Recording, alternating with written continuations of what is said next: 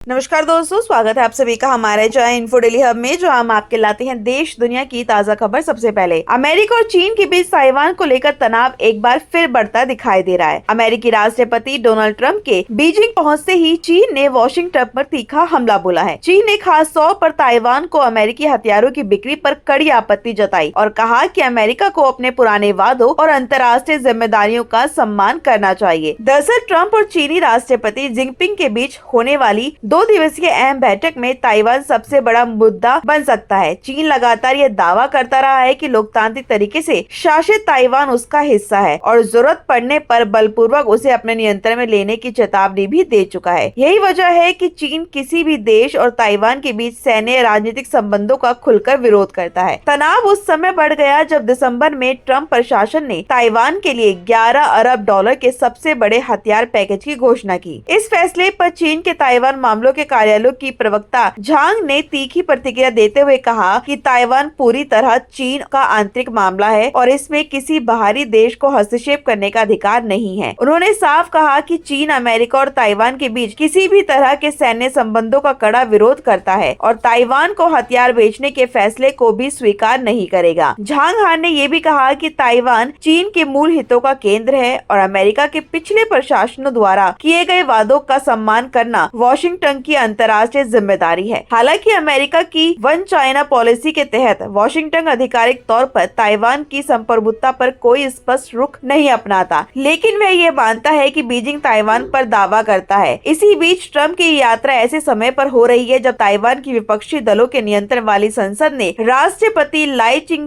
के द्वारा 40 अरब डॉलर के विशेष रक्षा बजट का केवल 2/3 हिस्सा ही मंजूर किया। इस बजट का बड़ा हिस्सा अमेरिकी हथियार खरीदने के लिए इस्तेमाल किया जाना है, जबकि ड्रोन जैसे घरेलू रक्षा कार्यक्रमों में कटौती की गई है। एक वरिष्ठ अमेरिकी अधिकारी ने भी नाराजगी जताते हुए कहा कि ताइवान को जितना रक्षा बजट मिला है वह अमेरिका की नजर में पर्याप्त नहीं है। वहीं ताइवान के एक वरिष्ठ सुरक्षा अधिकारी ने चेतावनी दी है कि बीजिंग इस घटे हुए बजट को राष्ट्रपति ट्रंप के साथ मोल भाव के हथियार के तौर पर इस्तेमाल कर सकता है। अधिकारी के मुताबिक चीन का यह तर्क दे सकता है कि यह ताइवान की संसद खुद हथियार खरीद के पक्ष में नहीं है, इसलिए अमेरिका को ताइवान की जनता की इच्छा का सम्मान करना चाहिए। माना जा रहा है कि इसी बहाने चीन ट्रंप प्रशासन पर ताइवान को मिलने वाली रक्षा सहायता कम करने या रोकने का दबाव बनाने की कोशिश कर सकता है। अब दुनिया की नजर ट्रंप और शी जिनपिंग की इस हाई प्रोफाइल बैठक पर टिकी है, क्योंकि इसका असर सिर्फ अमेरिका और चीन ही नहीं बल्कि पूरे इंडो पैसिफिक क्षेत्र की सुरक्षा और वैश्विक राजनीति पर भी पड़ सकता है। इस पर क्या है अब आपका कहना, कमेंट सेक्शन में लिखकर बताएं और जाने से पहले चैनल को लाइक, शेयर एंड सब्सक्राइब करना ना भूलें।